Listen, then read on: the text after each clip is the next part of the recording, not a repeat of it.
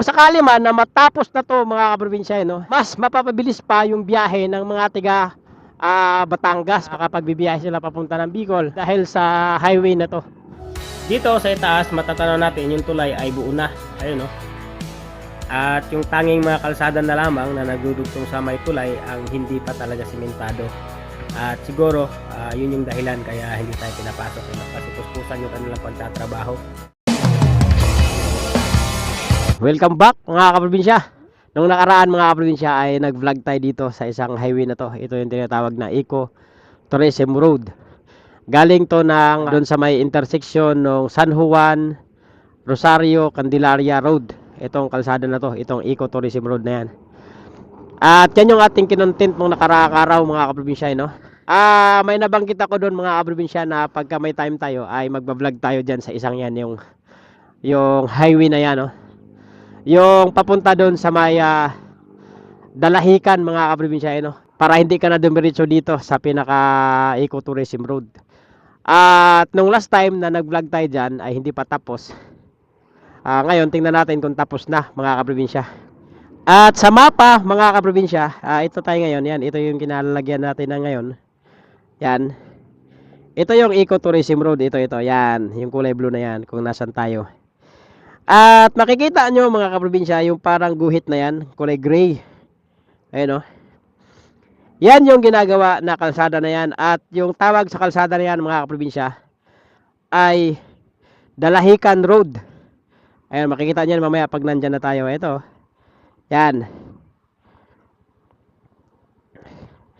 Yan yung kalsada na yan.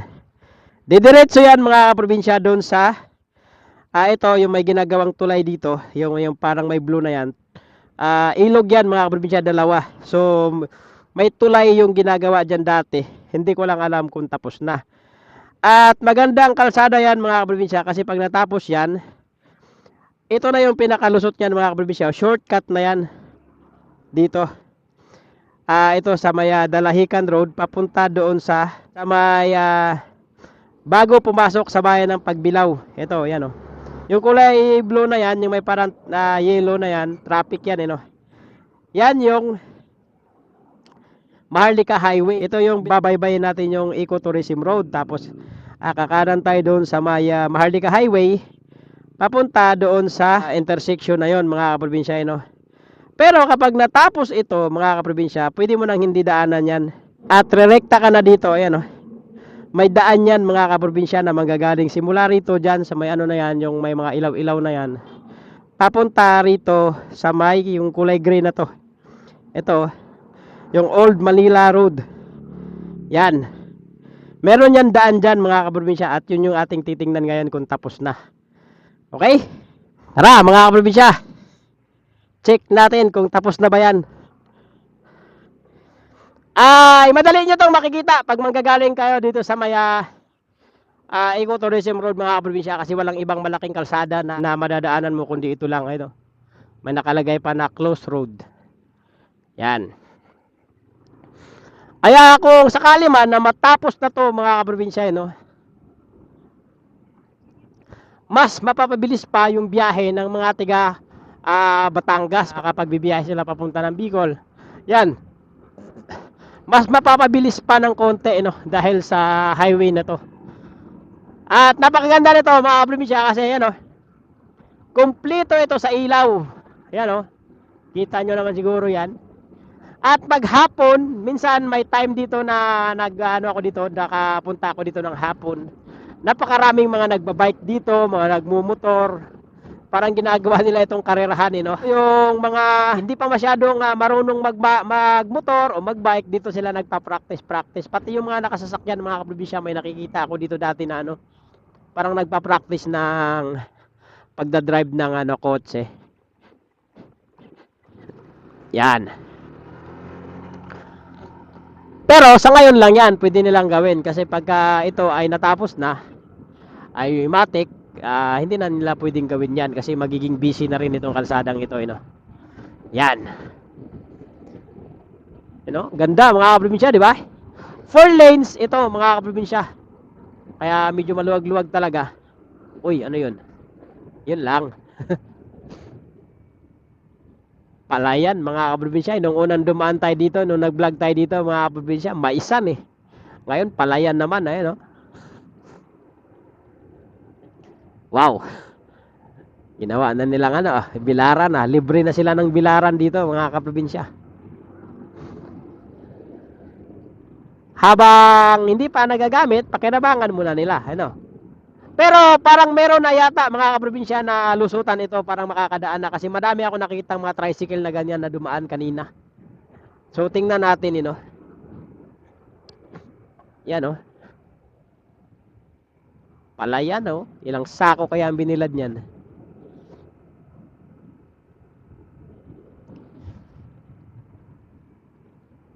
Wow. Solid. Grabe, ano? Bakas din pala pati dito yung Agyong Aghon mga kaprobinsya. Hanggang dyan lang din pala yung naka-tricycle na yun. Ano?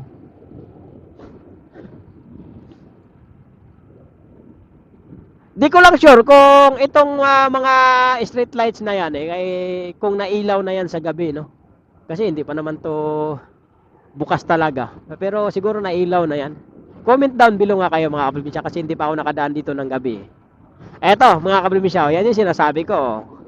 O di ba? Nagda-drive ng sasakyan. Dito siya nagpa-practice. Ayun oh. Student, o di ba? Bago siya pumunta doon sa pinaka highway, dito muna para wala muna siyang mababangga. Wala muna wala muna siyang masasagasaan kung bumangga ma yung kotse niya diyan sa mga pader-pader na yan, yung mga parang gutter-gutter na yan. Oh. At least sasakyan lang niya masisira. Hindi siya makakadamay pa. Di ba? Kaya sabi ko lang kanina mga probinsya na meron dito eh. Lalo na yan pag bandang hapon na mga probinsya, mainit pa, tanghali pa eh. Kaya mga bandang alas 4 or alas 5 siguro, madami na yan dito. Uy, ito na yata yun mga kaprobinsya yung ano. Ito na yung road close. Op. Tanong tayo. Kuya, pwede lang madaanan dyan, motor? Hindi pa? Ay, hindi pa pala. Pa makakadaan ng motor. Hanggang dito pa lang din pala mga kaprobinsya, no? Hindi pa pwedeng daanan yung pare-para na lang natin ng drone mga kaprobinsya para makita natin.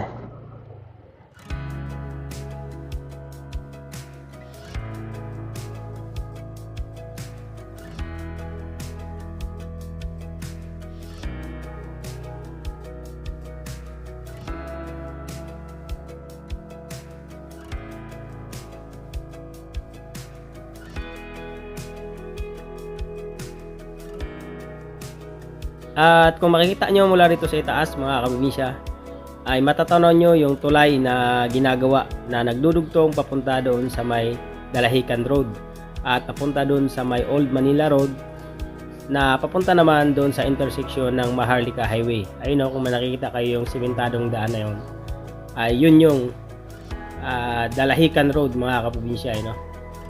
Yan. At dito sa itaas matatanaw natin yung tulay ay buo na. Ayun no. At yung tanging mga kalsada na lamang na nagdudugtong sa may tulay ang hindi pa talaga simentado. At siguro yun yung dahilan kaya hindi tayo pinapasok kasi puspusan yung kanilang pagtatrabaho. At yun no, makikita nyo may equipment dyan sa baba.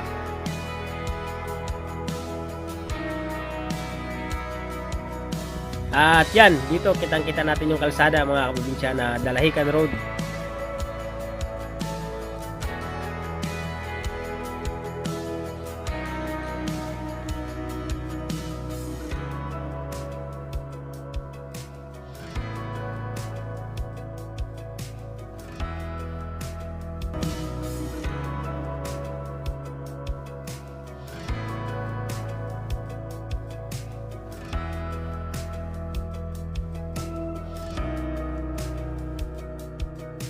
Yun mga kaprobinsya. At nakita nyo sa ating drone shot mga kaprobinsya, no? Ano na yung tulay, no? Nandun na, kaso lang may parang rough road pa doon. Siguro ayaw lang tayong padaanin kasi may ginagawa sila, no? Pero may mga nakikita ka dyan mga tricycle na dumidiretso na doon mga kaprobinsya. At kung napansin nyo yung parang simentadong kalsada doon sa patawid, yun na yung kadugtong mga kaprobinsya papunta doon sa intersection doon sa may malapit na sa may Pagbilao, sa may Maharlika Highway. Yun na yun mga kaprobinsya.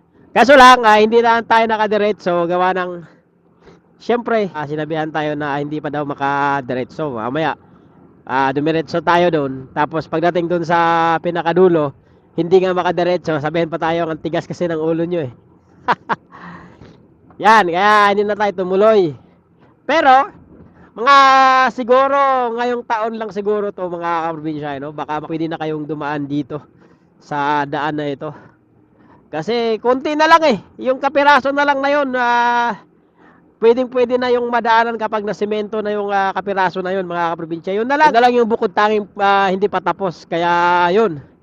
Kapag natapos yun, ay isa to sa magpapabilis sa biyahe ng mga taga Batangas papunta ng Bicol, kung sila ay papunta ng Bicol o kahit sa may bandang Lopez, Quezon lang. Yan. Isa to sa pinaka the best na way pag manggagaling kayo sa Batangas. Kaya napaka alwa na ang bumiyahe ay yung mga taga Batangas kapag natapos ito, no? Yan. Ito pa mga probinsya, yan, nagpa-practice yan sila mga probinsya na magmaneho. Marami yan mga probinsya, mamaya. Kikita nyo yan dito. Ginagawa nila tong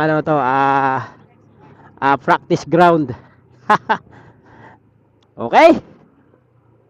Ito na yung Ecotourism Road. Ito na yung ating dinaanan nung nakaraang araw. At hanggang dito na lang siguro yung ating vlog mga probinsya. At yung update dyan sa Dalahican Road, hindi pa tapos mga kaprobinsya, no? Meron pa rin ginagawang tulay pero malapit na siya mga kaprobinsya. Baka ngayong taon na lang yan, matatapos na yan mga kaprobinsya, yung ano na yan. Pero hindi pa rin ako sigurado. At sa nakikita ko lang doon, parang kunti na lang kasi yung sinesemento nila. Wala na lang atang 200 meters yung ano nila doon, yung layo nung ano. Hindi ko sure kung ilan yung saktong sukat, pero malapit na yon mga probinsya. Wala nang 1 kilometer yung sisimentuhin, wala nang yatang 500 meters eh. Konti na lang. Yung tulay nandoon na, ay tayo na. Yung kalsada na lang ang parang hindi pa nasisemento, kaya hindi pa nila pinapadaanan. Siyempre pag pinapadaanan na nila yon habang nagtatrabaho sila, so makakaabala yung mga bumibiyahe, makakaabala sa kanilang mga ginagawa, no? Kaya yon, respeto na rin natin sila. Okay?